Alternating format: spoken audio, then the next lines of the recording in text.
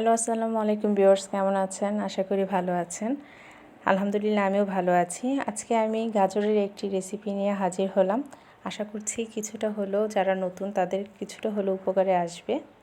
তাহলে চলুন কথা না বাড়িয়ে শুরু করা যাক। আমি কিছু গাজর নিয়ে নিয়েছি, ধুয়ে ভালো করে পরিষ্কার করে নিয়েছি। গাজরগুলো এখন ছিলে নেব। গাজরগুলো আমি ছিলে নিয়েছি, তার খোসাগুলো। এখন গাজরগুলো কেটে নেব।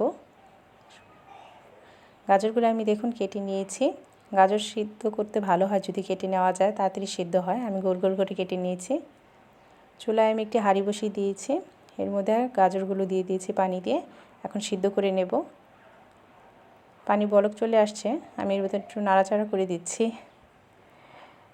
কিছুক্ষণ পরে আবার আসলাম। পানি দেখুন অনেকটাই শুকিয়ে গেছে, গাজরও সিদ্ধ হয়ে গেছে মশলা দিলে। এখন গাজরগুলো ঠান্ডা করে আমি ব্লেন্ড করে নেব। চুলায় আমি একটি হাঁড়ি বসিয়ে দিয়েছি, মানে কড়াই।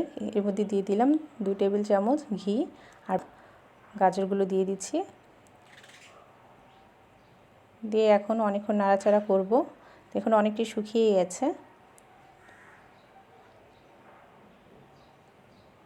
এখন এর মধ্যে দিয়ে দেব, আমি গরুর দুধ ঝাল করে রেখেছিলাম, ঘন করে নিয়েছিলাম, তাই দিয়ে এখন ভালো করে নাড়াচাড়া করে নিচ্ছি। সময় নিয়ে ধৈর্য সহকারে রান্না করতে হবে। চুলার আঁচটা একটু কমিয়ে রেখে অনবরত বারবার নাড়াচাড়া করতে হবে। এখন এর মধ্যে দিয়ে দেব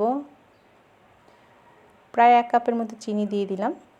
চিনিটা আপনাদের স্বাদ মতন দিয়ে দেবেন, কমিয়ে বাড়িয়ে। সাথে দিয়ে দিচ্ছি এলাচের গুঁড়ো, দিয়ে ভালো করে নাড়াচাড়া করে নিলাম। আর এর মধ্যে দিয়ে দিলাম 1 টেবিল চামচ আমি কর্নফ্লাওয়ার গুলিয়ে নিয়েছিলাম পানি দিয়ে। দিয়ে এখন ভালো করে নাড়াচাড়া করে নিচ্ছি। বা কর্নফ্লাওয়ার দেওয়ার সাথে সাথে ভালো করে নাড়াচাড়া করে নিতে হবে, নাহলে জমাট বেঁধে যায়।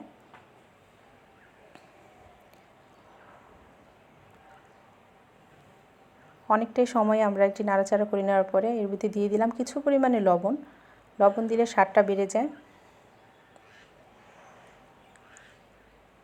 এখন আমার হালুয়াটা প্রায় হয়ে আসছে, গাজরের হালুয়াটা। এর মধ্যে এখন দিয়ে দিচ্ছি আমি 2 চামচ পরিমাণে ঘি। ঘি দিলে খেতে ভালো লাগে। দিয়ে এখন ভালো করে নাড়াচাড়া করে নেব। আলহামদুলিল্লাহ আমার গাজরের হালুয়াটা খুব ভালো হয়েছে। কালারটা দেখুন খুব সুন্দর হয়েছে। বাড়িতে অবশ্যই ট্রাই করবেন। ছোট থেকে বড় সবারই খেতে খুব ভালো লাগবে। আমি একটি প্লেটে দেখুন পরিবেশন করেছি। এর মধ্যে দিয়ে দিয়েছি পেস্তা বাদাম ও কাঠবাদাম দিয়ে পরিবেশন করেছি। আপনাদের যদি আমার রেসিপিটি ভালো লাগে প্লিজ লাইক, কমেন্ট, শেয়ার ও সাবস্ক্রাইব করবেন, আর আমার চ্যানেলটির পাশে থাকবেন। আজকে এই পর্যন্তই। আসসালামু আলাইকুম।